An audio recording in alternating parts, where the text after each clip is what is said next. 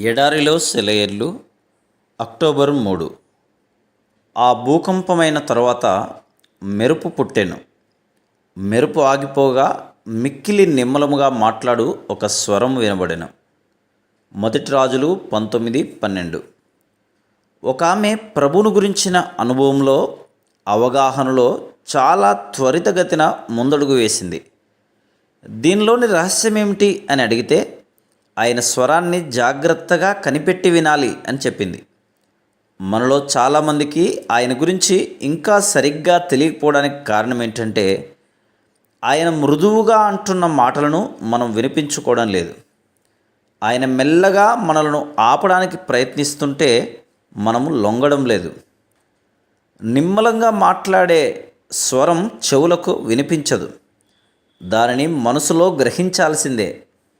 నీ ముఖం మీద కోమలమైన ఈకతో రాసినట్టు నీ మనసు మీద తెలిసి తెలియని ఒత్తిడి ఆయన కలుగజేస్తూ ఉంటాడు. నీ హృదయంలో చిన్ని స్వరం పలకడానికే సందేహిస్తున్నట్టు వినిపిస్తూ ఉంటుంది. దానికి నువ్వు చెవియొగ్గి ఆలకిస్తే అది మెల్లిమెల్లిగా స్పష్టమవుతుంది. ప్రేమగల చెవులకే ఆయన స్వరం వినిపిస్తుంది. ఆ గుసగుసలను వినాలని తాపత్రయపడే మనసుకే అవి వినిపిస్తాయి.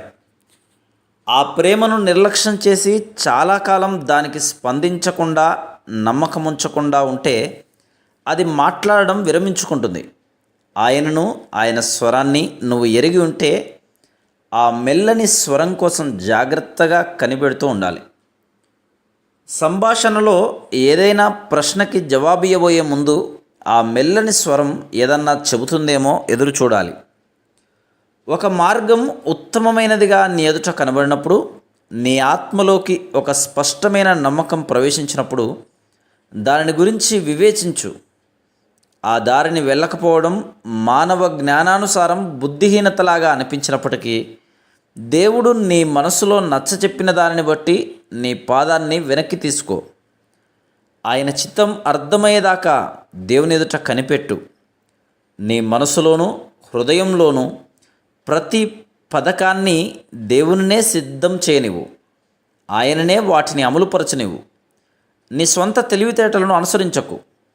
చాలాసార్లు ఆయన ఇచ్చిన ఆలోచనకి, ఆయన కల్పిస్తున్న పరిస్థితులకి ఎక్కడా పొంతనుండదు. ఒక్కొక్కసారి దేవుడు తనకు వ్యతిరేకంగా తానే పనిచేస్తున్నట్లు అనిపిస్తుంది. కేవలం విని ఆయనకు లోబడు. అలా చేయడం నష్టకారణమని తెలిసినా సరే దేవుడే చివరికి అన్నీ సమకూడి జరిగేలా చేస్తాడు. ఆయన స్వరాన్ని నువ్వు గుర్తుపట్టగలిగితే దాన్ని అనుసరించడం ద్వారా కలిగే ఫలితాలను లెక్క చేయకు. చీకటిలోకి ఆయన వెళ్ళమన్నప్పటికీ సందేహించక బయలుదేరి వెళ్ళు. ఆయనే నీకు వెలుగవుతాడు. నీ హృదయంలో ఆయనతో స్నేహం, సహవాసం మొలకెత్తుతాయి. అవే ఆయనను, నిన్ను కలిపి బంధిస్తాయి. శ్రమలు ఎంత తీవ్రమైనా, పరీక్ష ఎంత భారమైనా ఆ బంధాలు తెగవు. Praise the lord.